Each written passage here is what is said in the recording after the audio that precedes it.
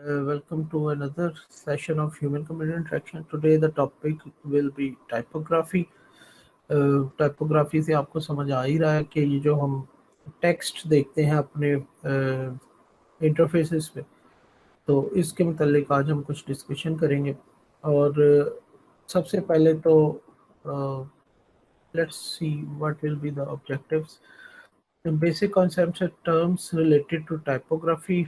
ये हम देखेंगे impact of using different type of fonts on visual design, कि किस तरह के फॉन्ट्स किस किस्म के डिज़ाइंस में सूट करते हैं और किस किस्म के डिज़ाइंस में रिकमेंडेड नहीं है। Things to consider when determine a typeface. Font को बेसिकली जो टेक्निकली हम बोलते हैं उसको हम टाइप फेस बोलते हैं। तो कह रहा है कि कौन सी चीज़ें हम देखेंगे कि इम्पॉर्टेंट है जब हमने कोई भी फॉन्ट या टाइप फेस सेलेक्ट करना है। तो ये हमारे लर्निंग ऑब्जेक्टिव है। सबसे पहले मेरा आपसे एक क्वेश्चन है कि आपके ख्याल से कि हमें किस किस्म का फ़ॉन्ट यूज़ करना चाहिए अपने इंटरफेसेस पे, या किसी भी चीज़ पे। मसलन आप हो सकता है बुक कंपोज करनी हो आपने, हो सकता है कोई होर्डिंग बोर्ड डिज़ाइन करना हो, किसी बिजनेस का जो फ्रंट बोर्ड है वो डिज़ाइन करना हो, तो कोई वेबसाइट के ऊपर आपने कुछ रखना हो, तो अच्छा कोई भी चीज़ डिफरेंट आपके पास ऑप्शन हैं, तो आपके ज़हन में क्या आएगा, कौन किस किस्म के आपको यूज़ करने चाहिए फ़ॉन्ट्स। मसलन हमारे पास कुछ फ़ॉन्ट्स हैं जो सिंपल हैं, just like Time New Roman, Arial, Courier. और कुछ फ़ॉन्ट्स जो है हमारे पास काफ़ी डैशिंग, फ़नी, या उनको हम फंकी कह लें या बोल्ड कह लें, यानी कि जो ज़रा कैलीग्राफिक लुक्स देते हैं और जॉइनिंग राइटिंग में है डिफरेंट उसके अंदर डाला हुआ है, यानी कि अट्रैक्टिव ज़्यादा है। तो आपके ख्याल से कौन से फ़ॉन्ट्स यूज़ करने चाहिए आपको? ज़्यादा हमारा कंसेंसस है कि जी वो सिंपल हो, और दूसरी चीज़ बीच में आई है फेमिलियर हो यूज़र की।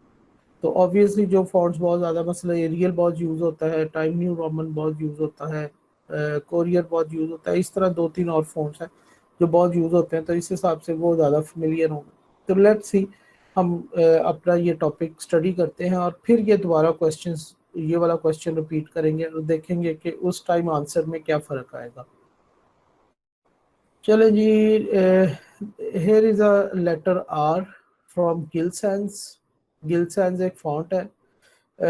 आप देखिए 20s का डिज़ाइन किया हुआ फॉन्ट है, 1920 के अंदर ये डिज़ाइन किया था कि गिलसेंस एरिक गिल ने, उसके नाम से ये इसको गिलसेंस कह रहे हैं। ठीक है, तो एरिक गिल ने 1920 में डिज़ाइन किया था, आज तक यूज़ होता है, one of the popular fonts है। तो फॉन्ट्स रोज़ इसका मतलब है, यानी कि ये इतनी इम्पोर्टेंट चीज़ है कि अगर ये अच्छी हमें, यानी कि इसकी हमारे पास कहना चाहिए कि इसकी रीडेबिलिटी या जो भी इसका लुक एंड फील यूज़र को अच्छी आती है, तो वो 1920 में, यानी कि आज से 100 साल पहले जो फॉन्ट क्रिएट किया गया था वो आज भी यूज़ हो रहा है। अच्छा, इस लेटर आर को यहाँ पे लिखने का एक मकसद और है। फर्स्ट ऑफ ऑल ये स्लाइड्स मैंने अगेन अडॉप्ट की हैं स्कॉट क्लेमर से, जो aci-class.org से। तो ये उसी के यानी कि लेक्चर है जो मैं आपके साथ शेयर कर रहा हूँ। तो इसके अंदर इस लेटर आर को लिखने का यहाँ पे एक मकसद ये है कि फर्स्ट लुक के अंदर जो इंसान या यूज़र या रीडर परसीव करता है, वो ये परसीव करता है कि ये इसकी जो थिकनेस है ये यूनिफॉर्म है, ये हर जगह बराबर है। जबकि इन एक्चुअलिटी अगर आप बहुत गौर करें और ज़रा यानी कि उसके ऊपर कंसंट्रेट करें, तो आपको पता लगेगा कहीं से ये ज़्यादा थिक है इसकी लाइंस, और कहीं से कम थिक है। फॉर एग्जांपल, ये जो पोर्शंस हैं, ये बॉटम पोर्शंस हैं, और ये वाला आर्क, ये जो पोर्शन है, ये जो जिसके इर्द मैं अभी कर रहा हूँ, ये ज़्यादा थिक है, और जो पोर्शंस मैं अब बताने लगा हूँ वो थिन है। फॉर एग्जांपल, ये पोर्शन जो है इसका अक्रॉस ये थिन है, फिर ये पोर्शन जो है इधर आर के, ये स्टार्टिंग के यहाँ से ये थिन है। तो पॉइंट ये है कि वो विजुअल डिज़ाइन में हमारे पास सम टाइम जो परसेप्शन होती है वो बैलेंस की आ रही होती है, लेकिन एक्चुअलिटी में बैलेंस नहीं होता उस चीज़ में। तो इन चीज़ों को भी जो डिज़ाइनर्स हैं, जो जो interaction design, basically graphic designers का काम है, और ग्राफिक डिज़ाइनर्स जो है वो इंटरेक्शन डिज़ाइनिंग का ही एक सब पार्ट है। तो जो डिज़ाइनर्स होते हैं वो इन चीज़ों को ज़्यादा अच्छे तरीके से अंडरस्टैंड करते हैं, उनकी आई ज़्यादा ट्रेंड होती है। लेकिन सम टाइम वो ऐसी चीज़ लाते हैं जो बैलेंस्ड नहीं होती, लेकिन एक आम आदमी को वो एक आम आदमी परसीव करता है उसको as a balanced object perceive करता है। ठीक है, ये देखें यहाँ पे मैंने बताया कि ये जगह थिक है और ये जगह जो है थिन है बाकी जगह। तो ये जस्ट एक आपको परसेप्शन का पॉइंट ऑफ व्यू देना था कि जो परसीव किया जाता है रियल वर्ल्ड से इंफॉर्मेशन, समटाइम्स वो ज़रूरी नहीं कि 100% परसेप्शन जो है वो करेक्ट हो। अच्छा, नेक्स्ट आ रहे हैं जी 6 टाइपोग्राफिक टर्म्स है हमारी। 6 टर्म्स हम डिस्कस करेंगे जो टाइपोग्राफी में यूज होती हैं। The first one is the most common term is point size, जिसको आप फॉन्ट साइज भी कहते हैं। ठीक है, जो ओरिजिनल टर्म है वो पॉइंट साइज है। अच्छा, पॉइंट साइज आप इधर देखें, जो ब्रैकेट में वो बता रहा है वो पॉइंट साइज बड़ा है, इसमें जो आपको लिखा हुआ एस नजर आ रहा है, जो लेटर एस है वो आपको छोटा नजर आ रहा है। तो ये जो पॉइंट साइज है ये एक्चुअली जो राइटिंग होती है उस पर डिपेंड नहीं कर रहा होता, यानी कि जो फॉन्ट का राइटिंग वाला मैटर जो आपको नजर आना है, पॉइंट साइज एक्चुअली उसको नहीं बता रहा होता। पॉइंट साइज उस लेटर के नीचे वाले ब्लॉक को बता रहा होता है। जो आपको रेक्टेंगल नजर आ रहा है जिसके ऊपर एस लिखा हुआ है, ये एस लिखे हुए रेक्टेंगल को, जो रेक्टेंगल है ये ब्लॉक है। असल में ये जो टर्म्स हैं और ये सारी इंफॉर्मेशन हमने बोरो की है जब कंप्यूटर्स नहीं होते थे, और उस दौर में फॉन्ट्स डिजाइन करने के लिए लेड का ब्लॉक यूज होता था। लेड आप समझते हैं ना, लेड इज अ मेटल। जिस मसलन लेड का आपको पता है जी, सिक्का कहते हैं उर्दू में, इस मेटल को हम कहते हैं सिक्का है, लेड है। ठीक है, सिक्का आपने सुना होगा, लेड पेंसिल से लिख लो, तो सिक्के वाली पेंसिल से लिख लो। ठीक है, तो lead is a type of metal. ये जो आपकी बुलेट बनी होती है जो आगे ट्रेवल करता है, फ्रंट एंड बुलेट का वो भी लेड होता है। ठीक है, इस तरह अगर आपने एयर गन्स यूज किए हैं तो एयर गन्स में जो वो आपके वो जिसको हम उर्दू में छर्रा कहते हैं, इंग्लिश में पैलेट कहते हैं, वो भी लेड का होता है। तो लेड इज अ मेटल, उसका फर्क ये होता है कि वो थोड़ा सा आयरन और दूसरे मेटल स्टील से सॉफ्ट होता है, उसको हम मोल्ड जरा आसानी से कर लेते हैं। तो ये लेड के ब्लॉक्स के ऊपर फॉन्ट डिजाइन होता है। तो ओरिजिनल जब होता था, अब तो कंप्यूटर्स में सारा कुछ डिजाइन होता है, लेकिन हमने टर्म्स वहीं से लिए। तो वो जो नीचे लेड का एक ब्लॉक बनाया जाता था उसको हम पॉइंट साइज कहते हैं, उस ब्लॉक के ऊपर। अब उस पे आप देखें ये एस लिखा हुआ है, तो एस पूरे लेड के ब्लॉक पे वो वर्टिकली ऊपर टॉप से लेकर नीचे तक नहीं है, लेकिन जो लेड का ब्लॉक है ब्रैकेट उसके इर्द गिर्द है पॉइंट साइज। इसलिए आप देखते हैं कि कुछ आपके पास जो होते हैं फॉन्ट्स, मतलब आपने 12 के फॉन्ट में एक आर्टिकल लिखा है और 12 के फॉन्ट में लिखा हुआ आर्टिकल आपको जो है वो दूसरे फॉन्ट, सिर्फ फॉन्ट चेंज करने से वो आपका आर्टिकल एक्सपैंड कर जाता है या श्रिंक कर जाता है। ठीक है, तो इसका मतलब है कि किसी का, ये जिस तरह इधर एग्जांपल नीचे दी हुई है, गिल सैंस जो है इसका लेटर एस आपको बड़ा नजर आ रहा है, कैलिब्री का आपको लेटर जो एस जो है वो छोटा थोड़ा सा नजर आ रहा है। तो बहुत माइनर सा फर्क है, लेकिन बहरहाल है। और अगर लॉन्ग बॉडी ऑफ टेक्स्ट में फर्क आएगा तो ये काफी हो जाएगा। ठीक है, तो ये पॉइंट साइज का हमने अंडरस्टैंड कर लिया कि पॉइंट साइज बेस करता है उसके नीचे वाले ब्लॉक पे। ठीक है, नॉट द रिटर्न फॉर्म के ऊपर। तो एक पॉइंट साइज एक का थोड़ा सा आपको यहाँ पे एस छोटा नजर आ रहा है और एक एस जो है थोड़ा सा बड़ा नजर आ रहा है। अच्छा, फिर हमारे पास एक और टर्म है, उसको हम कहते हैं लेडिंग। लेडिंग का मतलब क्या है? अगेन ये कहाँ से हुआ? ये फिजिकल जो फॉन्ट बनते थे उधर से ही हुआ। तो जब दो ब्लॉक, दो लाइंस लिखनी होती थी, दो लाइंस डिजाइन करनी होती थी किसी भी टाइप फेस की, किसी भी फॉन्ट की, तो उन दो लाइंस के दरमियान एक ब्रीक स्ट्रिप रखी जाती थी लेड की। Again lead is that metal. तो वो स्ट्रिप क्या है? वो ताकि वो दो ऊपर और नीचे वाले ब्लॉक्स आपस में टच ना करें, तो वो जो मिनिमम एक डिफरेंस दोनों ऊपर और नीचे वाले ब्लॉक में डिफरेंस रखने के लिए वो जो एक पतली सी स्ट्रिप रखी जाती थी उसको हम लेडिंग कहते हैं, क्योंकि वो लेड की होती थी। ठीक है, तो आज भी अब हम उसको लेडिंग स्पेस कहते हैं, और ये अब स्टैंडर्ड है कि एटलीस्ट 20% लेडिंग होनी चाहिए आपकी। यानी कि अगर मैं वर्ड के अंदर टाइप करना शुरू करूं और मैं एंटर करके नई लाइन पे जाऊं, या मेरी लाइन खत्म हो जाए और वो खुद नई लाइन में जाए और नीचे दोबारा टाइपिंग शुरू हो, तो ऊपर वाली लाइन और नीचे वाली लाइन के दरमियान जो स्पेस नजर आ रही है वो सिर्फ लेटर्स की स्पेस नहीं है, उसमें थोड़ी सी देखिए लेटर एस यहाँ पे एंड हो रहा है और नया लेटर एस यहाँ शुरू हो रहा है, तो एक्चुअल स्पेस थोड़ी ज्यादा है, लेकिन इस स्पेस में से कुछ स्पेस लेडिंग की स्पेस है जो कि लेटर्स के अलावा है। ठीक है, तो जो कंसेंसस है वो ये है कि 20% लेडिंग स्पेस होनी चाहिए लाइंस के दरमियान। ठीक है, ओरिजिनल स्पेस 20% से ज्यादा हो सकती है, लेकिन मिनिमम रिक्वायर्ड 20% है लेडिंग की वजह से। तो ये हमारे पास, इसको हम लेडिंग स्पेस कहते हैं। फिर हमारे पास थर्ड जो टर्मिनोलॉजी है, 6 टर्म्स हम डिस्कस कर रहे हैं, उसमें से जो थर्ड टर्म है that is known as x height. X height is the height of small letters. मसलन ये 6 लिखा हुआ है, आई और एक्स की जो हाइट है वो सेम है स्मॉल लेटर्स की। ठीक है, तो इस हाइट को हम एक्स हाइट कहते हैं। इसकी बड़ी इंपॉर्टेंस है वाइल सिलेक्टिंग टाइपफेस या सिलेक्टिंग फॉन्ट, कि आपने कौन सा फॉन्ट चूज करना है, एक्स हाइट की इंपॉर्टेंस बढ़ जाती है। कुछ फॉन्ट है उनकी एक्स हाइट ज्यादा है, कुछ फॉन्ट्स हैं उनकी एक्स हाइट कम है। ठीक है, फॉर एग्जांपल ये मेरे पास 3 फॉन्ट्स हैं। गिल सेंस की एक्स हाइट नॉर्मल है, ठीक है, स्टैंडर्ड जिसको हम कह लें। लुसिडिया ब्राइट की एक्स हाइट ज्यादा है। आप देखें जो आई और एक्स है उनकी हाइट कैपिटल से थोड़ी कम है, जबकि गिल्सन्स की आई और एक्स की हाइट कैपिटल एस से काफी कम है। तो ये नॉर्मल है, ये एक्स हाइट एक्स्ट्रा है। और बेस्क्रेविल की एक्स हाइट जो है वो कम है। देखिए आई और एक्स बहुत ज्यादा छोटा है कैपिटल एस से। तो आपके और ये लाइंस के जरिए हमने इसको जरा यानी कि आपको परसीव कराने में भी आसानी होगी कि ये लाइन कहाँ पे है, ये लाइन कहाँ पे। ये एक ही साइज में तीनों फॉन्ट्स लिखे हुए, ठीक है, एक ही साइज में लिखे हुए हैं, और आप देखें तीनों की एक्स हाइट का फर्क है। गिल सेंस एक न्यूट्रल या नॉर्मल एक्स हाइट है, लिस्टिडिया ब्राइट की एक्स हाइट को नीचे लिखा हुआ है हाई एक्स हाइट।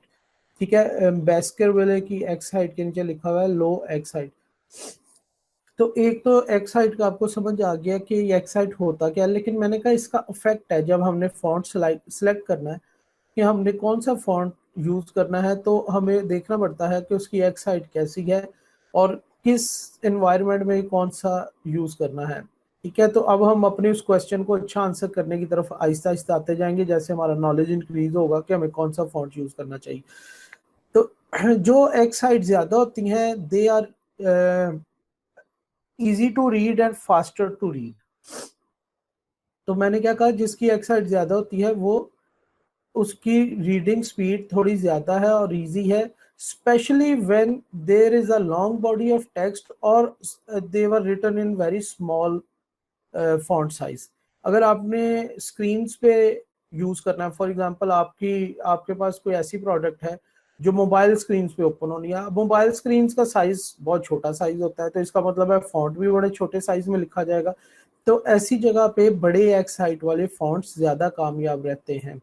छोटी एक्स हाइट वाले फॉन्ट्स जब छोटे साइज में लिखे जाएं तो उनकी रीडेबिलिटी सफर करती है। ठीक है, लेकिन छोटे एक्स हाइट वाले फॉन्ट्स का पॉजिटिव साइड क्या है? छोटे एक्स हाइट वाले फॉन्ट्स की पॉजिटिव साइड ये है कि छोटे एक्स हाइट वाले फॉन्ट्स ज्यादा एलिगेंट लगते हैं, ज्यादा खूबसूरत लगते हैं, ज्यादा अट्रैक्टिव लगते हैं।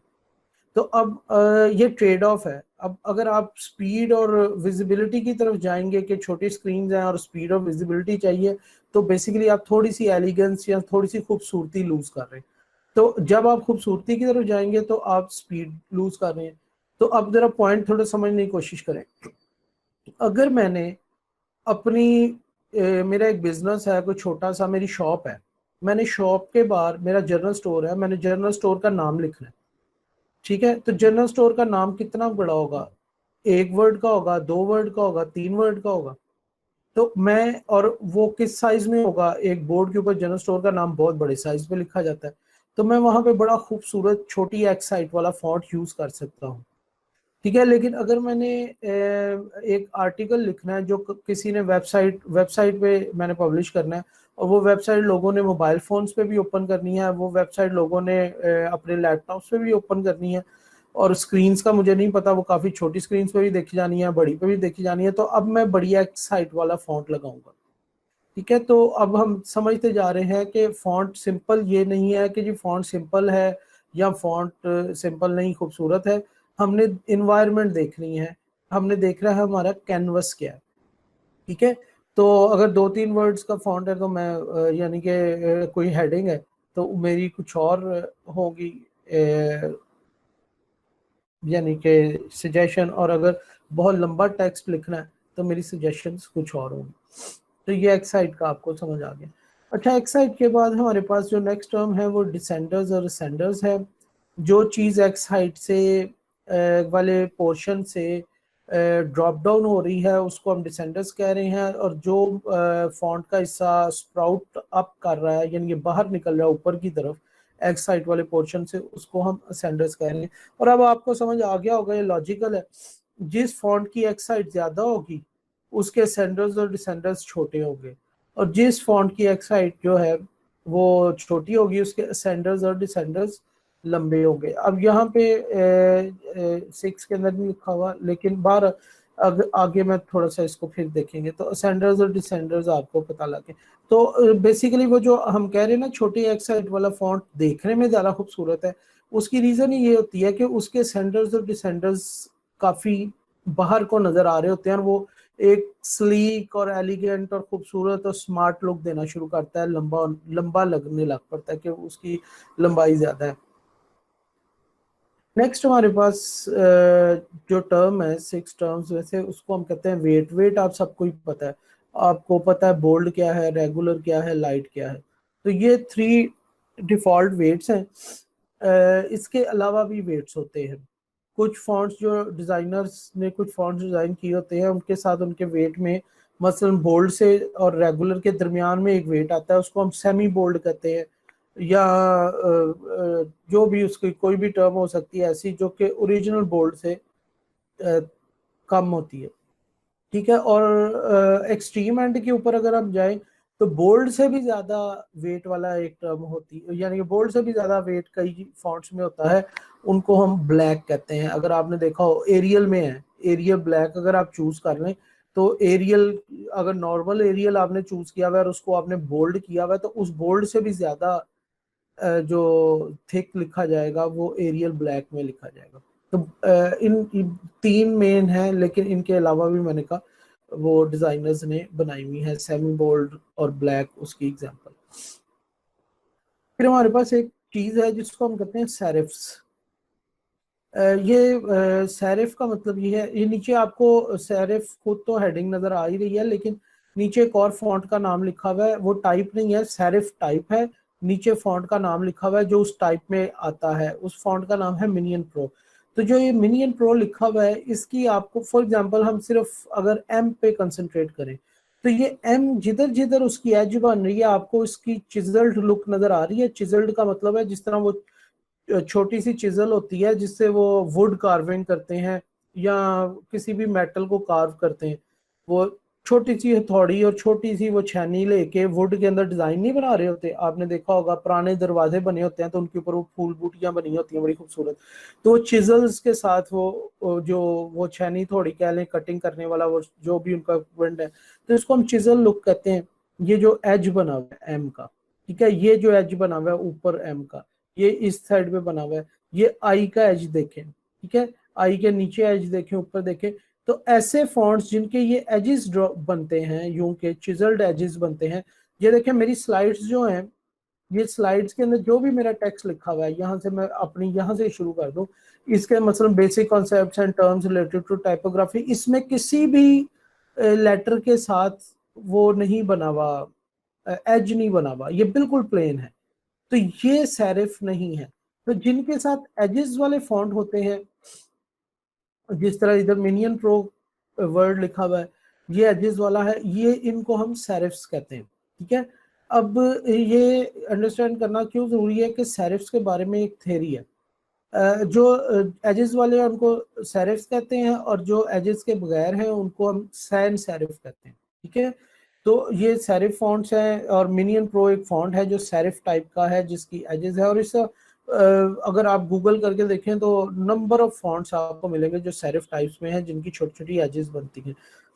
तो आगे हम देखते हैं कि ये इम्पोर्टेंट क्यों है, ये इसको समझना, तो ये हमें अभी पता लगेगा। सेरिफ फॉन्ट्स के बारे में एक छोटी सी थीसिस है, वो हम डिस्कस करेंगे।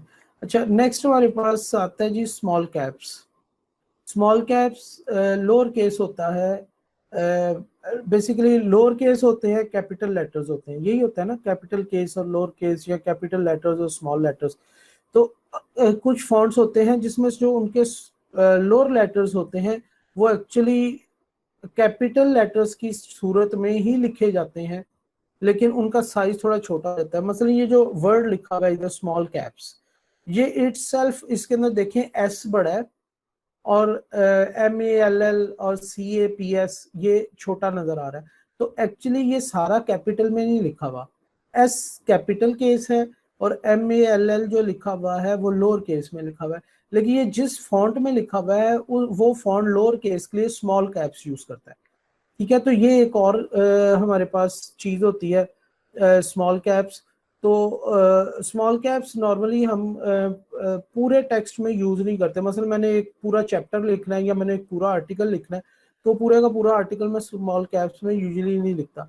तो जो मैंने छोटी हेडिंग्स देनी हो उनको हम नॉर्मली स्मॉल कैप्स में लिख लेते हैं। मसलन मैंने एक पैराग्राफ शुरू किया और पैराग्राफ के पहले 2 वर्ड्स को मैंने स्मॉल कैप्स में लिख लिया, ताकि वो यूजर को पता लग जाए इधर से एक नई चीज, एक नया कॉन्सेप्ट शुरू हो रहा है। अब अगला पैराग्राफ शुरू किया तो उसके पहले 2 वर्ड्स मैंने स्मॉल कैप्स में लिख ली।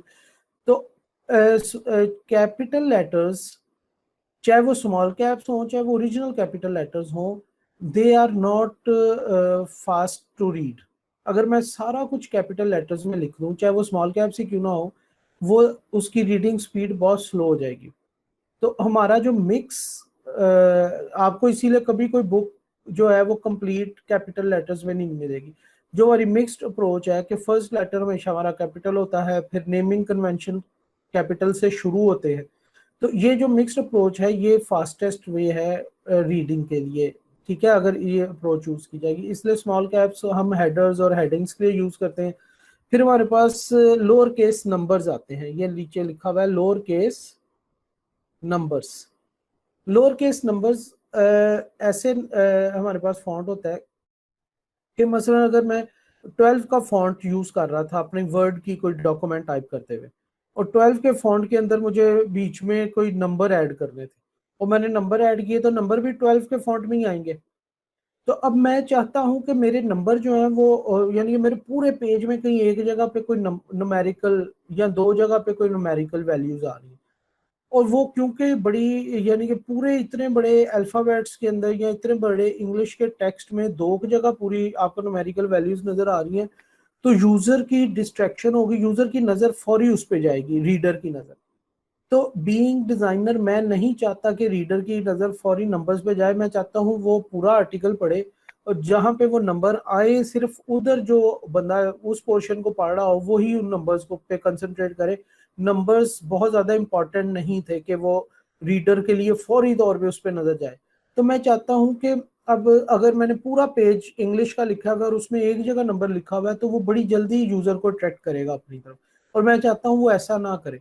तो फिर मैं लोअर केस नंबर्स यूज करता हूँ। लोअर केस नंबर्स क्या होते हैं, अपने ओरिजिनल साइज से थोड़ा छोटा कर लेते हैं अपने आप को। मतलब 12 का फॉन्ट चल रहा था तो वो लोअर केस नंबर्स अगर मैं यूज करूंगा तो वो जरा था छोटा नजर आना शुरू हो जाएगा 12 के फॉन्ट से, तो वो एकदम जो रीडर है उसकी आईज उनकी तरफ शायद ना जाए। तो इस तरह की जगह पे फिर हम लोअर केस नंबर्स यूज करते हैं, बहुत रेयर करने पड़ते हैं, लेकिन बहरहाल ये हमारे पास ऑप्शन है। फिर यहाँ पे एक फॉन्ट लिखा हुआ है जो बहुत ज़्यादा कदीम फॉन्ट नहीं है, बहुत ज़्यादा पुराना नहीं है, लेकिन बहुत ज़्यादा पॉपुलर है कुछ अरसे से मुराद जब से वो बना 20-25 साल पुराना फॉन्ट है।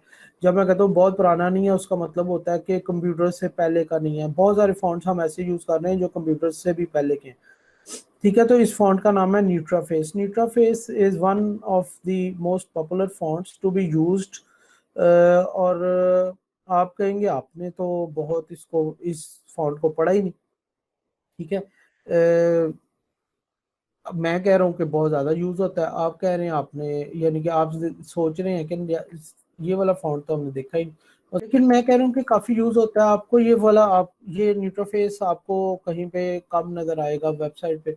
तो पॉइंट ये है कि मैंने ये नहीं बताया ये कहाँ यूज होता है। न्यूट्रोफेस जैसे कि आप देख रहे होंगे कि इसकी एक्स हाइट काफी कम है, और एक्स हाइट कम होने से इसके सेंडर्स और डिसेंडर्स जो हैं वो लंबे हो गए। तो ये आपको एक स्लीक और स्लिम और स्मार्ट लुक दे रहा है। ठीक है, ये लुक जो है, जो मैंने कहा था एक्स हाइट जिसकी कम हो और वो उसके सेंडर्स और डिसेंडर्स बड़े हो, ये वेबसाइट्स के लिए बहुत ज्यादा पॉपुलर नहीं होता। ठीक है, वेबसाइट्स आजकल आपने मोबाइल्स पे भी ओपन करनी होती हैं, और हमने डिस्कस किया कि मोबाइल्स के लिए अच्छा है कि जिनकी एक्स हाइट ज्यादा हो, तो इसकी तो एक्स हाइट्स कम है। तो ये बहुत ज्यादा पॉपुलर है कहाँ पे, जहाँ पे बोर्ड्स लगने हो, जहाँ पे सड़क के ऊपर एडवर्टीजमेंट्स लगनी हो, बहुत बड़े साइज के बोर्ड्स लगने हो, शॉप्स के नाम लिखे जाने हो। फास्ट फूड्स के अंदर ये बहुत पॉपुलर है दुनिया के अंदर। एक चेन है शेक शेक के नाम से, फास्ट फूड चेन, वो भी ये यूज करती है। उस आर्टिकल के अंदर ये सारा कुछ लिखा हुआ है, मैं आपको लिंक सेंड करूंगा तो आपको नजर आएगा। उसके अंदर कॉम्बिनेशंस भी इसके बताए हुए हैं कि दूसरे कॉम्बिनेशंस के साथ एडवर्टीजमेंट्स हैं। मैगजीन्स में यूज हुआ हुआ है, मैगजीन्स के अंदर जो एडवर्टीजमेंट्स आती हैं ब्लॉग की सूरत में। मसला एक मैगजीन है, उसके अंदर येलो कलर की बैकग्राउंड पे एक ऐड आया हुआ है, उसमें जो फॉन्ट यूज हुए हैं दो तीन, उनमें से एक न्यूट्रा फेस है। तो इस तरह के प्रिंट मीडियम में बोर्ड्स पे ये काफी पॉपुलर है। वेबसाइट्स पे ये इसलिए पॉपुलर नहीं, रीजन मैंने आपको जो पहले बताई थी कि इसकी एक्स हाइट कम है, और एक्स हाइट कम वाले फॉन्ट छोटी स्क्रीन के ऊपर अच्छे नहीं रहते, रीडेबिलिटी उनकी खराब हो जाती। तो this is one of the most popular font in print medium. अच्छा, फिर हमारे पास एक चीज आती है जिसको हम कहते हैं प्रोपोर्शनल फॉन्ट्स, और एक चीज आती है जिनको हम कहते हैं मोनोस्पेस्ड फॉन्ट्स। अब आप यहाँ पे गौर करें, दोनों फॉन्ट्स के अंदर प्रोपोर्शनल ऊपर लिखा हुआ है, मोनोस्पेस नीचे लिखा हुआ है। और इनको ब्लॉक्स में बांटा हुआ है, देखें। अब ये प्रोपोर्शनल का, हम फर्स्ट लेटर्स को छोड़ देते हैं, फर्स्ट लेटर कैपिटल में है, कैपिटल लेटर वैसे ही बड़ा होता है इसलिए हम उसको छोड़ देते हैं। हम इधर से शुरू करते हैं, ये सेकंड लेटर से, ये आर है। ठीक है, आर के लिए जो आपको ब्लू बॉक्स नजर आ रहा है वो इतना है। ठीक है, इतना आपको ब्लू बॉक्स नजर आ रहा है। आर के साथ वाला लेटर ओ है, ओ उन्होंने पिंक बॉक्स में लिखा है, और पिंक बॉक्स इतना है। तो देखें, आर क्योंकि ओ क्योंकि जरा फैला हुआ है, उसको ज्यादा स्पेस चाहिए है, तो उसका पिंक बॉक्स बड़ा है। आर को कम स्पेस चाहिए है, तो उसका जो ब्लू बॉक्स उन्होंने दिखाया। अच्छा, ये ब्लू और पिंक का कोई यानी कि आप ये ना समझिएगा कि ब्लू और पिंक ही होते हैं, ये सिर्फ बैकग्राउंड दिखाने के लिए, आपको उनका एरिया दिखाने के लिए सिर्फ कलर कंट्रास्ट किया है, और कलर कंट्रास्ट का कोई रीजन नहीं। तो ओ की जगह हमारे पास ज्यादा है, जबकि मोनोस्पेस में चाहे कोई भी लेटर हो, चाहे वो थिक हो चाहे वो थिन हो, उनकी हर लेटर की स्पेस इक्वल है। ठीक है, पिंक और ब्लू बॉक्सेस इक्वल हैं, जबकि इधर ब्लू और पिंक बॉक्स इक्वल नहीं है, कहीं पे कोई बॉक्स बड़ा है। मतलब ये आई के अंदर तो, आई क्योंकि बहुत स्लिम चीज है, तो आई का तो उन्होंने बॉक्स ही बड़ा थिन रखा है। ठीक है, लेकिन अगर मोनोस्पेस किसी में आई लिखा होता तो वो इस बॉक्स से सेंटर में आई लिखा जाना था, इर्द गिर्द उतनी ही स्पेस छुट्टी होनी थी। ठीक है, तो इसको हम कहते हैं मोनोस्पेस। पुराने टाइपराइटर्स में ज्यादातर ये यूज होता था मोनोस्पेस्ड, कि चाहे वो आई बहुत थिन है तो आई के इर्द गिर्द जगह ज्यादा छुट्टी होती थी, इसका मतलब है उसका ब्लॉक साइज सेम था। वो जो लेड ब्लॉक की हम बात कर रहे थे ना, उसकी विड्थ सेम थी। तो जो सेम विड्थ ब्लॉक के ऊपर लेटर्स लिखे जाए उनको हम मोनोस्पेस्ड कहते हैं। और अगर जो ब्लॉक है वो उसकी विड्थ लेटर की विड्थ के हिसाब से कम ज्यादा हो रही हो, तो उसको हम प्रोपोर्शनेट कहते हैं। तो जो एक और फैक्ट है कि प्रोपोर्शनल फॉन्ट्स जो हैं they are faster to read. ठीक है, जो मोनोस्पेस्ड फॉन्ट है वो स्लो है रीडिंग की। तो इसका मतलब है हमने ये भी चीज अवॉइड करनी है कि अगर हमारा बहुत लंबा टेक्स्ट है तो हमें प्रोपोर्शनल फॉन्ट्स ही यूज करने चाहिए, हमें मोनोस्पेस्ड फॉन्ट यूज नहीं करने चाहिए। तो अगर हमारा थोड़ा सा टेक्स्ट है, मतलब मैंने हेडिंग लिखनी है, तो हम अगर मुझे अच्छा लग रहा है कि मोनोस्पेस्ड कोई मुझे, अच्छा मोनोस्पेस्ड कोई एक फॉन्ट नहीं है, बहुत सारे फॉन्ट्स हैं जो मोनोस्पेस्ड होंगे, इसी तरह बहुत सारे फॉन्ट्स हैं जो प्रोपोर्शनल होंगे। तो अगर मुझे कोई ऐसा फॉन्ट मोनोस्पेस्ड खूबसूरत लग गया है, जो मैंने बहुत ज़रूरी यूज़ कर रहा है, तो फिर मुझे वो किधर यूज़ करना चाहिए? हेडिंग्स में, जिधर एक या दो वर्ड्स का ही काम हो। तो अगर मेरा बहुत लंबा टेक्स्ट है तो फिर मुझे मोनोस्पेस्ड फॉन्ट अगर मैं यूज़ करूंगा तो रीडिंग विल बी स्लो। अच्छा जी, एक हाइपोथेसिस है सैरिफ का, मैंने अभी आपको कहा था सैरिफ फॉन्ट को डिस्कस करने की रीजन है।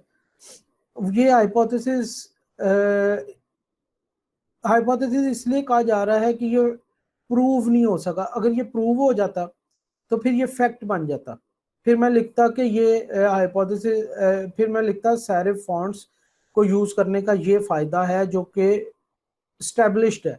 तो फायदा तो मैं आपको बताने लगा हूँ सैरिफ फॉन्ट का, लेकिन वो फायदा स्टैब्लिश नहीं किया जा सका किसी भी साइंटिफिक तरीके से।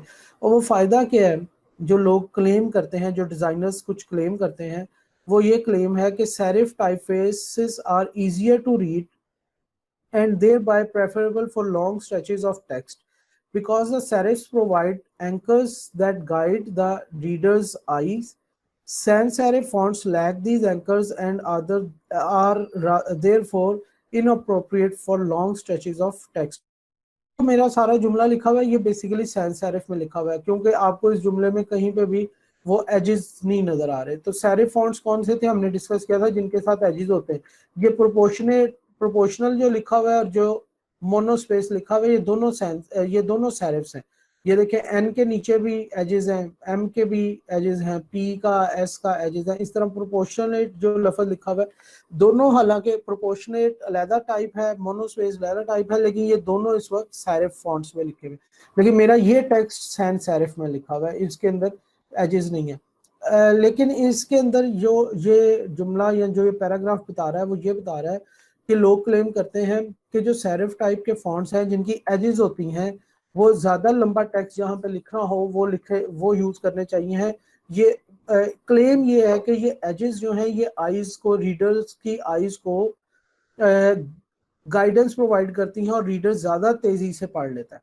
अच्छा, मैंने कहा ये हाइपोथेसिस है।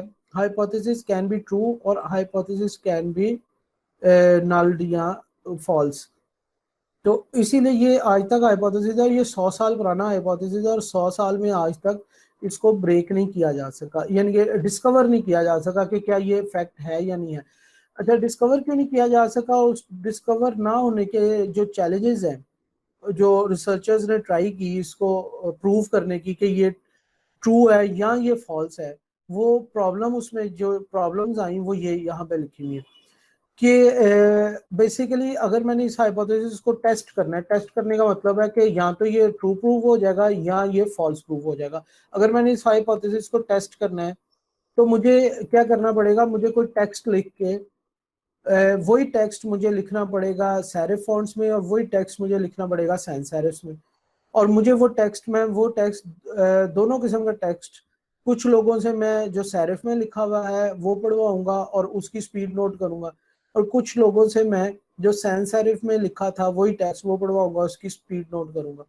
अब वो जो उसके अंदर प्रॉब्लम आई, जो मैंने यानी कि उसके बाद मैंने क्लेम कर दिया जी जो सैरिफ है वो ज्यादा तेजी से पढ़ेंगे, तो क्या मेरा क्लेम इस बेस पे इनवैलिड नहीं हो जाएगा कि some people read faster than other? मेरे क्लेम को ये प्रॉब्लम अफेक्ट नहीं करेगी, मेरे रिजल्ट्स को ये प्रॉब्लम अफेक्ट नहीं करेगी कि कुछ लोग नेचुरली ज्यादा तेज पढ़ते हैं दूसरे लोगों की निस्बत? तो अगर एक ग्रुप जिसको मैंने एक टाइप का फॉन्ट पढ़ने के लिए दिया था, दूसरा ग्रुप जिसको दूसरा टाइप का फॉन्ट दिया था, तो अगर एक ग्रुप में कुछ एवरेज पीपल की स्पीड ऑफ रीडिंग ज्यादा आ गई तो क्या मेरे रिजल्ट्स वैलिड रह जाएंगे? मेरे तो रिजल्ट्स ही इनवैलिड हो जाएंगे। तो इसको हम कहते हैं इंडिविजुअल डिफरेंसेस जो हैं वो डॉफ कर देते हैं मैनिपुलेटिंग। डॉफ का मतलब आपको पता ही है, बोना है, यानी कि उसको बड़ा छोटा कर देते हैं। इंडिविजुअल डिफरेंसेस जो हैं वो मैनिपुलेटिंग इफेक्ट को बहुत छोटा कर देते हैं कि उसकी वजह से हमें समझ नहीं आता कि इंडिविजुअल डिफरेंसेस की वजह से जो रिजल्ट में डिफरेंस आया है वो आया है या कि ये वाकई फॉन्ट की वजह से है। अब क्वेश्चन कुछ लोग ये कर सकते हैं कि हम एक ही यूजर ग्रुप से दोनों टेक्स्ट क्यों नहीं पढ़वाते?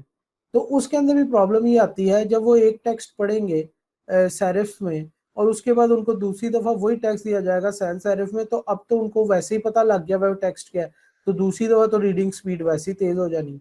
ठीक है, तो अगर हम टेक्स्ट चेंज कर देते हैं तो टेक्स्ट चेंज करने का फिर मकसद ये हो गया कि हो सकता है एक टेक्स्ट वैसे इजी टू रीड हो और दूसरे टेक्स्ट में कुछ ऐसे वर्ड्स आते हो जो ज़रा डिफिकल्ट टू रीड हो। तो ये प्रॉब्लम्स जो हैं इनकी वजह से हमारी हमारे मेन चैलेंज है, जिस वजह से हम इस हाइपोथेसिस को टेस्ट नहीं कर सके, यानी कि ट्रू या फॉल्स प्रूव नहीं कर सके।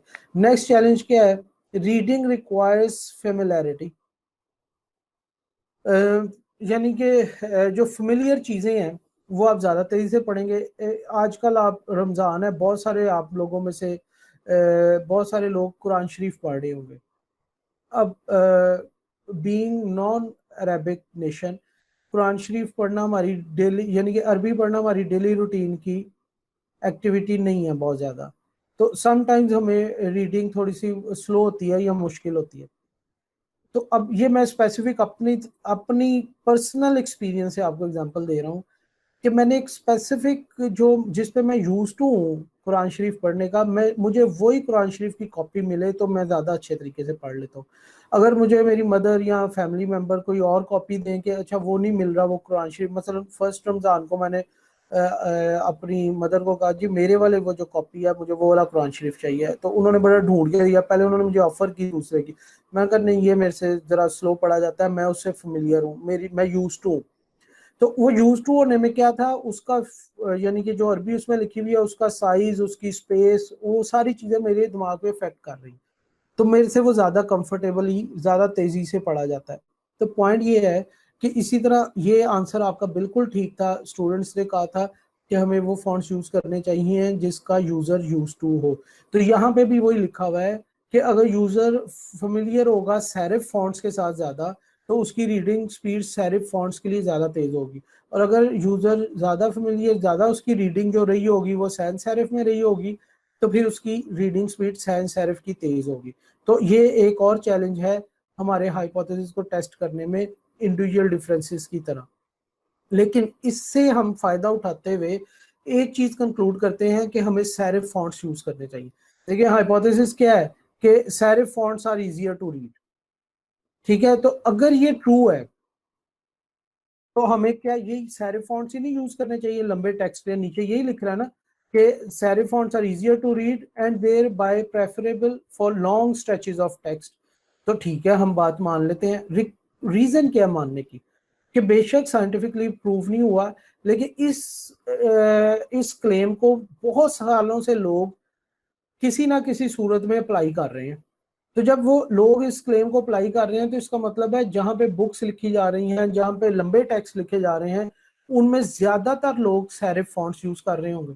और अगर ज्यादातर लोग सेरिफ फॉन्ट्स यूज कर रहे हैं तो इसका मतलब है ज्यादातर रीडर्स भी सेरिफ फॉन्ट्स रीड कर रहे हैं। तो अगर ज्यादातर रीडर्स सेरिफ फॉन्ट्स रीड कर रहे हैं तो उनकी familiarity with serif fonts increase हो रही है। तो देयरफॉर इस पॉइंट की वजह से हो सकता है कि अगर हम भी बुक लिखें तो हमें भी बुक के लिए जो मेन टेक्स्ट है वो सेरिफ फॉन्ट्स में लिखना चाहिए। ठीक है, क्योंकि यूजर फेमिलियर है। तो इस देखें एक आर्ग्यूमेंट है, आर्ग्यूमेंट बड़ा अजीबो गरीब है, लेकिन समझाने के लिए बता रहा हूँ। वी हैड अ, उसको हम कहते हैं रिवर्टेड पर्सन। कुछ लोग कन्वर्टेड कहते हैं, हम रिवर्टेड कहते हैं। रिवर्टेड का मतलब है कि जो नॉन मुस्लिम था वो मुसलमान हो जाए, तो उसको हम कहते हैं रिवर्टेड। तो हमने एक रिवर्टेड पर्सन हमारे पास एज अ गेस्ट स्पीकर आया जब हम स्वीडन में थे। तो उसने हमें एक छोटा सा लेक्चर दिया, वो वहाँ का लोकल था, गोरा था, स्वीडिश था। तो उसने कहा कि कई दफा हम आर्ग्यूमेंट के अंदर यहाँ तक कहना पड़ता है हमें, जो नॉन बिलीवर है, नॉन बिलीवर का मतलब होता है थीस्ट, जो किसी मजहब को भी नहीं मानते, तो वो कहते हैं कि कोई भी सुपर नेचुरल पावर नहीं है।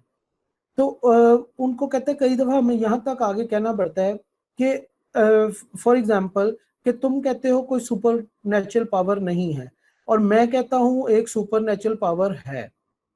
तो अगर हम दुनिया की लॉजिक पे चलें तो इसका मतलब है अगर आधे लोग कह रहे हैं कोई सुपर नेचुरल पावर नहीं है और आधे लोग कह रहे हैं सुपर नेचुरल पावर है, तो अगर हम दुनिया की लॉजिक पे चलें तो इसका मतलब है 50-50% चांसेस हैं दोनों के ट्रू होने के। अगर हम दुनिया की लॉजिक पे चलें अपने बिलीव्स को साइड पे रख के, ठीक है, तो अगर 50-50 चांसेस हैं और इसका मतलब है 50% चांसेस है कि नहीं है कोई सुपर नेचुरल पावर और 50% चांसेस है कि कोई सुपर नेचुरल पावर है।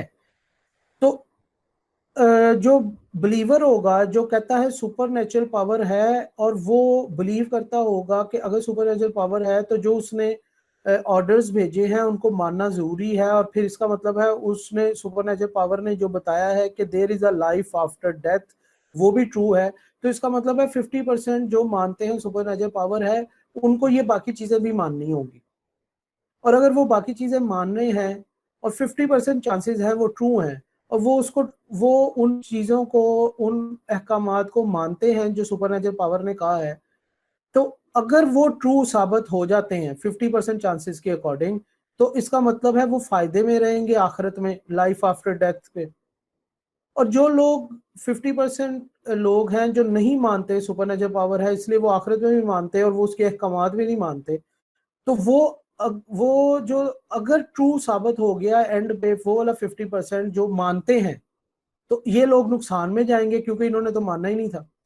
तो अगर आप नहीं भी मानते कि कोई सुपर नेचुरल पावर है, तो उसके अहकामात मानने में कोई हर्ज नहीं है, क्योंकि नहीं होगी तो तब भी कुछ नहीं होना, और अगर आपने वो अहकामात मान लिए तो उसका कोई नेगेटिव इफेक्ट नहीं होगा अगर नहीं भी होगी।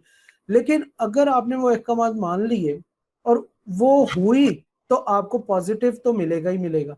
तो पॉइंट मेरा यहाँ पे सिर्फ समझाने का ये है कि अगर ये सारे फॉन्ट्स ज्यादा तेज नहीं भी हैं पढ़ने, तो इसको यूज करने का नुकसान तो कोई नहीं है क्योंकि ये स्लो नहीं है एटलीस्ट। लेकिन अगर इन केस ये सम हाउ थोड़ा सा इसका इफेक्ट था और फेमिलैरिटी की वजह से, किसी भी वजह से ये फास्ट है, तो यूज करने का फायदा तो हो ही जाएगा फिर। तो इसलिए इस थॉट से ज्यादातर लोग लॉन्ग टेक्स्ट के अंदर सारे फॉन्ट्स को यूज करते हैं। ठीक है, तो यही एडवाइजेबल भी है। उसके अलावा चैलेंजेस क्या है? डिपेंडेंट वेरिएबल्स हैं, स्पीड है, कॉम्प्रीहेंशन है। कॉम्प्रीहेंशन का मतलब है एक बंदे की वोकैबुलरी ज्यादा है, दूसरे बंदे की कम है, और जो आपने टेक्स्ट रीडिंग के लिए दिया है, टेस्टिंग के लिए, एक बंदे को उसके सारे वर्ड्स आते हैं, दूसरे बंदे को उसमें से कुछ वर्ड्स नहीं आते, तो उसकी वजह से भी वो स्लो हो जाएगा। तो ये डिफरेंट वेज हैं जिसकी वजह से आज तक हम इसको प्रूव नहीं कर सके कि सारे फॉन्ट्स फास्ट हैं या नहीं है। इसी के बारे में एलेक्स पोल लिख रहा है। Alex Poole is a graphic designer, HC expert और टाइपोग्राफिक एक्सपर्ट। ये उसके नीचे वेबसाइट है जिधर से ये आर्टिकल में से उसकी कंक्लूजन उठाया मैंने। What initially seemed a neat question of serif versus sans serif has resulted in a body of research consisting of weak claims and counter claims। कहता है जो शुरू में लग रहा था बड़ा जबरदस्त क्वेश्चन है कि serif versus sans serif, वो बाद में साबित हुआ कि उसके दोनों तरफ के क्लेम्स, यानी कि क्लेम्स भी और काउंटर क्लेम्स भी वीक है। तो कोई भी चीज प्रूफ नहीं हो सकी वीक क्लेम्स की वजह से। And study after study with findings of no differences, और जितनी भी स्टडी की किसी ने भी कोई खास डिफरेंस फाइंड नहीं कर सकी। It is the case that more than 100 years of research has been made by repeated methodological flaws, or are serif simply a typographic red herring। कहते हैं यहाँ तो हम कह सकते हैं कि जो 100 साल से ज्यादा की रिसर्च है ये इसके अंदर फ्लॉज ही हैं, या हम सिंपली कह सकते हैं कि जो सेरिफ है वो टाइपोग्राफिकल रेड हेरिंग है। रेड हेरिंग का मतलब है मुहावरतन यूज हो रहा है कि जो होता है नहीं, जिस तरह हम कहते हैं ब्लू आइड चाइल्ड है जी, ये बड़ा खास उनका अपना बंदा है जी। तो वो कह रहा है सेरिफ फॉन्ट भी जो है वो एक स्पेशल ट्रीटमेंट उसको मिलता है टाइपोग्राफी में, तो हम ये कह सकते हैं। तो ये उसका एंड पे एरिक गिल, जिसने सैन गिल फॉन्ट डिजाइन किया था, जिसका आर हमने शुरू में डिस्कस किया। He is another typographic genius अपने दौर का, जब कंप्यूटर्स नहीं थे। वो कहते हैं legibility in practice amount simply to what one is accustomed to. Legibility का मतलब है क्या चीज आपको समझ आती है, ये डिपेंड करता है कि किस चीज के आप अकस्टम्ड है, यानी कि किस चीज के आप यूज टू हैं। एक मसलन फ्रेंच लैंग्वेज मेरे लिए एलिजिबल नहीं है, लेकिन जो बंदा फ्रेंच जानता है उसके लिए एलिजिबल है। तो इसी तरह अगर हम टाइपोग्राफी की बात करें, तो जो फॉन्ट लोग पढ़ने के यूज टू हैं, जो फॉन्ट लोग अकस्टम्ड हैं, वही एलिजिबिलिटी है। ठीक है, तो उस पॉइंट ऑफ व्यू से भी आपने देखना है कि जो फॉन्ट्स हैं अच्छा, ये एक छोटी सी क्वेश्चन है, ये क्या लिखा हुआ है, कौन बताएगा? यहाँ चले, let's move to next slide. ये बताएं क्या लिखा हुआ है। लिखा हुआ है I am a jelly doughnut, और लोगों ने इसको इजीली पढ़ लिया। ये लिखा हुआ है JFK स्पोक इन बर्लिन, तो इसको नहीं किसी ने पढ़ा। स्पोक को फिर भी थोड़ा सा पढ़ लिया, बाकी नहीं पढ़ सके। अच्छा, पॉइंट यहाँ पे ये है कि जो किसी भी टेक्स्ट का अपर पोर्शन होता है, it carries more information than lower portion. ठीक है, अपर पोर्शन, अगर लोअर पोर्शन थोड़ा ऑब्सकर्ट भी है, नहीं भी नजर आ रहा, तो अपर पोर्शन के अंदर ज्यादा इंफॉर्मेशन है, उधर से हम ज्यादा चीजें डिस्कवर कर सकते हैं, जबकि लोअर पोर्शन में कम इंफॉर्मेशन है। तो एक तो आपको ये थोड़ा सा एक नॉलेज मिल गया। अब नेक्स्ट हमारे पास ये है कि व्हाट इज दिस, ये क्या लिखा है? बिल्कुल ठीक, good, you guessed it, but ये क्यों नहीं कहा आपने? ये है टाई चैट। अब आप गौर करें, दोबारा पे आता हूँ, यहाँ पे जिसको आपने एच के तौर पे ट्रीट किया दी के अंदर, और आपने उसी लेटर को इस जगह पे ए के तौर पे ट्रीट किया, इसमें एक बाल जितना भी फर्क नहीं है एच में और ए में। ठीक है, तो अभी हमने कहा कि legibility in practice amount simply to what is accustomed to। तो जो legibility है, या जो ये वर्ड्स बने, आपको जो वर्ड्स आते थे, आपकी वोकैबुलरी में जो वर्ड्स थे, उससे जो मैच किया आपने फौरन वो पढ़ दिया। तो इसका मतलब है जिससे आप फेमिलियर हैं, जिन चीजों से आप फेमिलियर हैं, वही आपके लिए एलिजिबल हैं, वही आपको समझ आएंगी। जबकि इसको आप ए भी समझ सकते थे और इसको आप एच भी समझ सकते थे। चले, आप दोनों को ऑपोजिट ना समझते, अगर आपने इसको एच समझा तो इसको भी एच ही समझते, तो आप कहते द चट, या जो भी इसका बनता, तो दोनों को एटलीस्ट एक चीज समझते। अगर इसको ए समझते तो इसको भी ए समझते, क्योंकि दोनों में कोई फर्क नहीं। लेकिन ऐसा नहीं था, जो आपको वोकैबुलरी आती थी, जो आपके ज़हन में वर्ड्स थे, आपने उस हिसाब से उसको पढ़ा। तो इसका मतलब है फेमिलियर चीजें जो हैं वो फास्टर टू रीड है और फास्टर टू अंडरस्टैंड है। ठीक है, अब हम अपने ओरिजिनल क्वेश्चन की तरफ आते हैं, जिससे हमारा लेक्चर शुरू हुआ था, which typeface to use. आपसे मैंने क्वेश्चन किया था कि कौन सा हमें फॉन्ट या कौन सा टाइप फेस यूज करना चाहिए, तो सिंपल होना चाहिए। ठीक है, तो अब पॉइंट मेरा ये है कि अगर फॉन्ट, या जिसको हम फॉन्ट कहते हैं और उसका ओरिजिनल नाम टाइप फेस है, अगर वो सिंपल ही यूज होना है, तो फिर इतने फनी, इतने फंकी, इतने बोल्ड, इतने ड्रामेटिक फॉन्ट्स बनाने की जरूरत क्या है? वो कौन बेवकूफ डिजाइनर है जो इस तरह के फॉन्ट्स क्रिएट कर रहे हैं, और उनका वो लाइफ टाइम वर्क होता है। फॉन्ट कोई एक दिन में नहीं बन जाता। एक कंप्लीट फॉन्ट डिजाइन करने में लोगों को, एक अच्छा फॉन्ट डिजाइन करने में ईयर्स लगते हैं। ठीक है, कंप्लीट फॉन्ट जिसके A to Z तक कैपिटल और स्मॉल सब कुछ डिजाइन हो। अच्छा, लोग अपनी जिंदगी के साल लगा देते हैं एक फॉन्ट डिजाइन करने में, और वो बड़ा खूबसूरत या बड़ा फनी या बड़ा ड्रामेटिक फॉन्ट होता है, और हमने कंसेंसस शुरू में कर लिया कि font should be simple too. ठीक है, अब इसका मतलब है हमने तो उनकी सारी मेहनत ही फेंक दी। तो लेकिन जब हमने ये थोड़ा सा लेक्चर पढ़ लिया और चीज़ों को अंडरस्टैंड किया, और उसमें बार बार एक लफ्ज़ आया लॉन्ग टेक्स्ट, या छोटा 2 वर्ड्स का हेडिंग, या होर्डिंग बोर्ड्स, तो अब हमें पता लगा कि क्वेश्चन इतना सिंपल नहीं है। मैंने क्वेश्चन किया था कौन सा फॉन्ट यूज करना चाहिए, तो उसका एक काउंटर क्वेश्चन बनता था, वो था सर किस जगह, बुक के अंदर, असाइनमेंट में, वेबसाइट पे, शॉप के बोर्ड पे, पोस्टर पे, पंफलेट पे, किस जगह, कैनवस क्या है हमारा। तो कैनवस की टाइप बड़ी जरूरी है, फॉन्ट डिसाइड करने से पहले ये पता होना कैनवस की टाइप है। तो दो ऑपोजिट एंड्स हैं कैनवस के, एक पोल है जो आपके लेफ्ट में नजर आ रहा है बुक, और दूसरा पोल है लोगो। ये 180 डिग्री ऑपोजिट पोल्स हैं, बाकी सब कुछ इसके इन बिटवीन है। ठीक है, तो बुक जो है वो सिंपलेस्ट, यानी कि सबसे सिंपल फॉन्ट जो आपने बात की थी, क्योंकि बुक से ज्यादा लंबा टेक्स्ट शायद किसी चीज का ना हो। और जो लोगोज हैं वो अमूमन बड़े ड्रामेटिक फॉन्ट्स के अंदर बनते हैं, क्योंकि लोगो पढ़ना जरूरी नहीं होता, लोगों से लोग फेमिलियर हो जाएं, तो उनको वो डिजाइन ही बता देता है ये किस चीज का लोगो है। ठीक है, तो ये तो हो गए बिल्कुल ऑपोजिट कि बुक्स अगर मैंने लिखनी है और बुक्स के अंदर बहुत ज्यादा टेक्स्ट होता है, तो मुझे बिल्कुल सिंपल कॉमन फ़ॉन्ट्स जो लोग यूज टू हैं पढ़ने के उनमें लिखनी है। और अगर मैं एज अ डिजाइनर किसी कंपनी के लिए लोगो डिजाइन कर रहा हूँ और मैंने वो न्यू टाइम्स रोमन में सिर्फ उस कंपनी का नाम लिख दिया और कहा ये लोगो है, तो वो कोई इतना मजेदार काम नहीं होगा। उसके अंदर मुझे कोई क्रिएटिविटी डाल सकता हूँ, उसके अंदर कोई मैं फनी फॉन्ट डाल सकता हूँ, कोई बोल्ड फॉन्ट डाल सकता हूँ, कोई आर्टिस्टिक फॉन्ट्स डाल सकता हूँ, जो चाहे रीडेबिलिटी स्लो भी क्यों ना हो। देखें, जब नाइकी बनी होगी, नाइकी एक कंपनी है जो स्पोर्ट्स वेयर बनाती है, स्पोर्ट्स गुड्स बनाती है, आप सबको ही पता होगा। नाइकी जब बनी होगी तो तब नाइकी का लोगो जो होगा उसके अंदर वो लाजमी नाइकी लिखते होंगे टिक के साथ, क्योंकि कोई भी नाइकी को नहीं जानता था। आज उनका स्पेसिफिक स्टाइल का एक टिक है, वो जहां पे लिखा नजर आ जाए आपको पता लग जाता है ये नाइकी है। ठीक है, तो पॉइंट मेरा ये है, एडिडास का लोगो आप सबको पता है किस तरह का है। उसे सिर्फ लोगो हो तो आप उसे दोबारा एडिडास पे कन्वर्ट नहीं कर सकते। तो पॉइंट ये है कि लोगो जैसी चीज एज अ इमेज हमें याद रहती है टेक्स्ट के तौर पे, चाहे उसके टेक्स्ट यूज हुआ भी हो, वो टेक्स्ट के तौर पे हम उसको नहीं लेते, हम उसको ज्यादातर इमेज के तौर पे लेते हैं। ठीक है, लोगो को।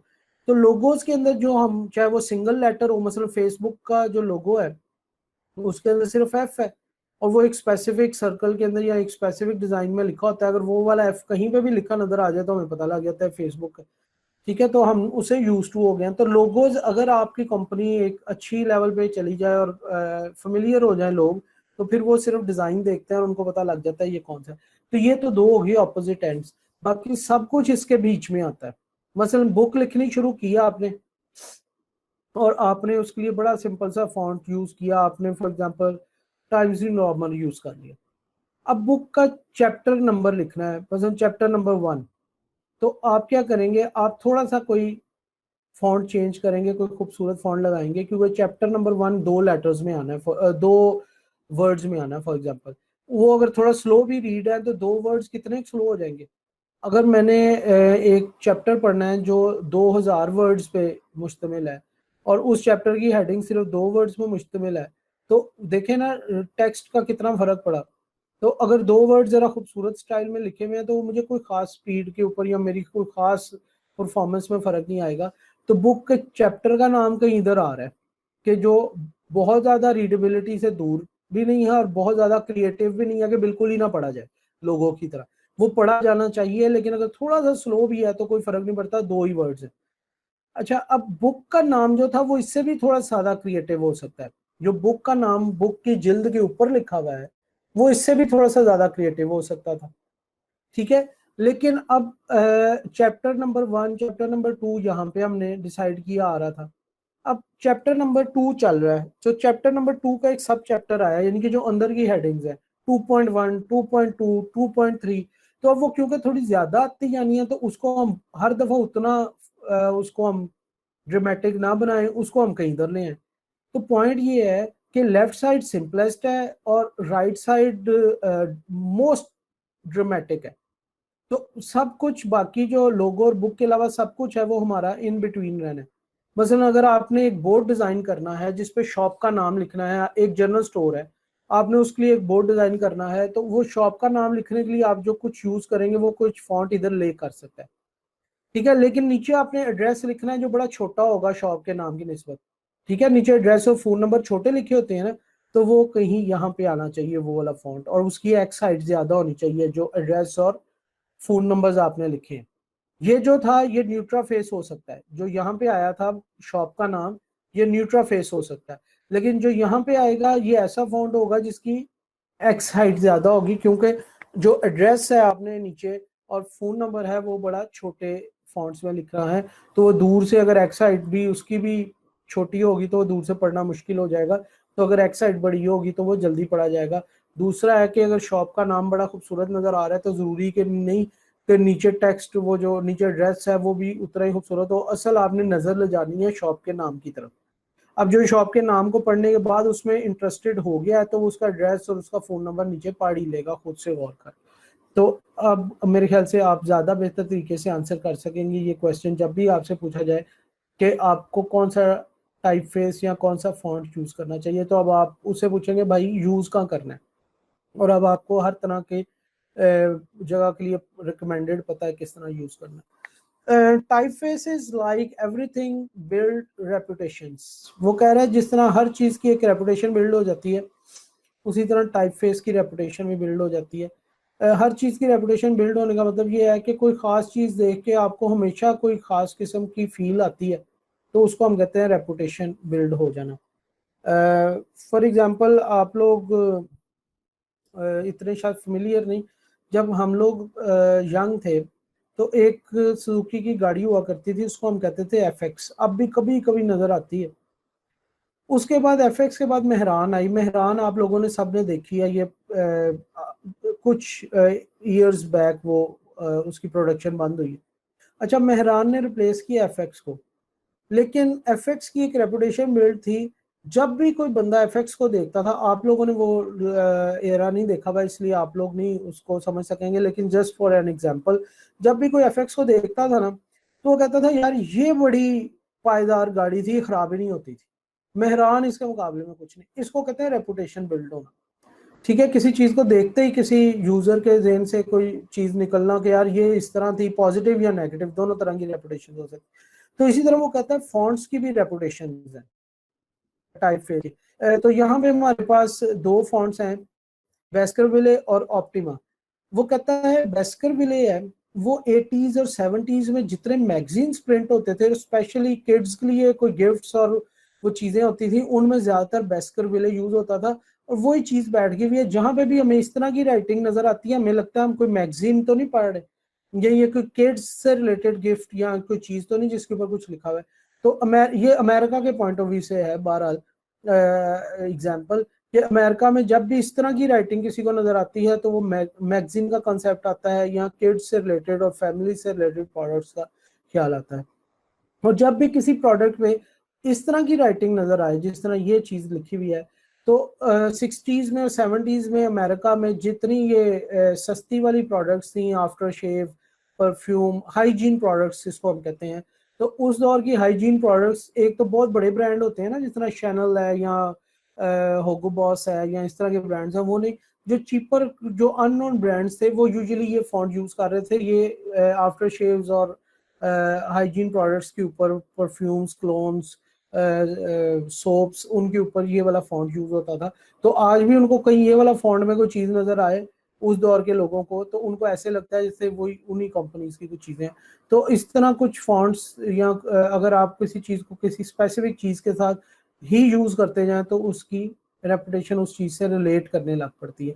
तो जब आप पॉइंट मेरे ये है कि ये क्यों इंपॉर्टेंट है अंडरस्टैंड करना, जब आप कोई भी फॉन्ट यूज करें तो उसकी थोड़ी सी हिस्ट्री देख लें कि क्या उसकी हिस्ट्री आपको नेगेटिवली इफेक्ट तो नहीं कर जाएगी, कि आप वो चीज यूज कर रहे हैं और किसी वजह से उसकी एफिलिएशन किसी ऐसी चीज से है जो आप नहीं चाहते नजर आए। तो सिर्फ आपकी आईज को क्या अच्छा लग रहा है ये काफी नहीं है। आपने एक फॉन्ट डिसाइड कर लिया, उसके बाद आपको चाहिए आप उसकी रेपुटेशन देख लें कि उसकी कोई नेगेटिव रेपुटेशन तो नहीं है पास्ट में। ट्राई दीज टू थिंग्स, ये दो काम करें। पहला काम तो ये है कि एक जो फॉन्ट आपने डिसाइड किया है उसको मुख्तलिफ सिनेरियोज में यूज करें। मसलन टाइम न्यू रोमन्स आप यूज करना चाह रहे हैं, उसको हेडिंग में भी यूज करके देखें, उसको नॉर्मल टेक्स्ट में भी यूज करके देखें, उसको किसी बोर्ड के ऊपर भी यूज करके देखें, और देखें कि आपकी आईज पे वो उस साइज में क्या फर्क डालता है।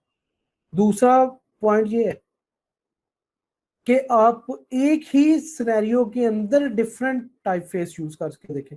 मतलब पहले केस में क्या था, आपका टाइप फेस एक था और उसकी कैनवस डिफरेंस थी, यानी कि वो होर्डिंग बोर्ड से लेके एक बुक की टाइपिंग तक आपने उसको चेक किया सिंगल टाइप फेस को, कि ये बुक के अंदर कैसा लगेगा उस साइज में, होर्डिंग बोर्ड पे कैसा लगेगा एक को। दूसरा ऑप्शन आपको ये दे रहा है स्टडी करने के लिए कि आप कैनवस एक ले लें और उस पे बहुत सारे टाइप फेस ट्राई करें। मतलब आपने डिसाइड कर लिया कि आपने होर्डिंग बोर्ड के लिए डिजाइन करना है, तो उसके अंदर होर्डिंग बोर्ड के साइज में आप जो टेक्स्ट लिखना चाहते हैं वो लिखें, और उसके बाद डिफरेंट टाइप फेसेस में उस टेक्स्ट को देखें। तो कहते हैं ये दो काम करें तो इससे आपकी थोड़ी अंडरस्टैंडिंग इंप्रूव होगी। ये इट्स अ बिग टॉपिक जो टाइपोग्राफी है, हमारा तो एक ही लेक्चर रहेगा इस पे। तो जो लोग इसमें ज़्यादा डिग इन करना चाहते हैं उनके लिए रिकमेंडेड बुक्स हैं ये कुछ, ठीक है। आप लोग ये, मैं स्लाइड शेयर करूंगा आपके उधर, तो आप ये बुक्स भी देख सकते हैं, और शायद आपको कोई ऑनलाइन भी मिल जाए डाउनलोड करने के लिए जो इसमें टाइपोग्राफी में और पढ़ना चाहते हैं। So today's take away, while we deciding for typeface following are important considerations। जो हमने सीखा है उसके बाद हमने समझ आ गया कि हमने क्या कंसिडर करना है जब भी हमने कोई टाइपफेस डिसाइड करना है। What is your canvas, for example is it a screen और अ पेपर प्रिंट और अ बिग एडवर्टीजमेंट बोर्ड। तो पहला तो हमने ये कंसिडर करना है कि उस आपका कैनवस क्या है जिसपे आपने बेसिकली वो टेक्स्ट लिख रहा है। Next we had seen expectations play an important role. एक बुक है, एक लंबा टेक्स्ट है, एक आर्टिकल है, चाहे वो वेब पे क्यों ना हो, तो आपने देखना है कि करंटली आर्टिकल ज्यादा कौन से फॉन्ट्स में लिखे जाते हैं। तो लंबे टेक्स्ट को आप उसी फॉन्ट में रखें, लंबे टेक्स्ट को आप बहुत ज्यादा क्रिएटिव फॉन्ट्स में नहीं लिख सकते। It is for large body of text और फॉर सम हेडर ईटीसी। क्या ये बहुत ज्यादा लंबा टेक्स्ट लिखना है या किसी हेडिंग के लिए सिर्फ यूज होना है, ये चीजें कंसिडर करें। Proportional typefaces are more efficient to read than monospaced. और एक चीज हमने और सीखी कि जो प्रोपोर्शनल टाइपफेसेस हैं वो ज्यादा एफिशिएंट है। एफिशिएंट का मतलब है ज्यादा स्पीडी है टू रीड देन मोनोस्पेस। तो ये हमारा आज का टॉपिक था।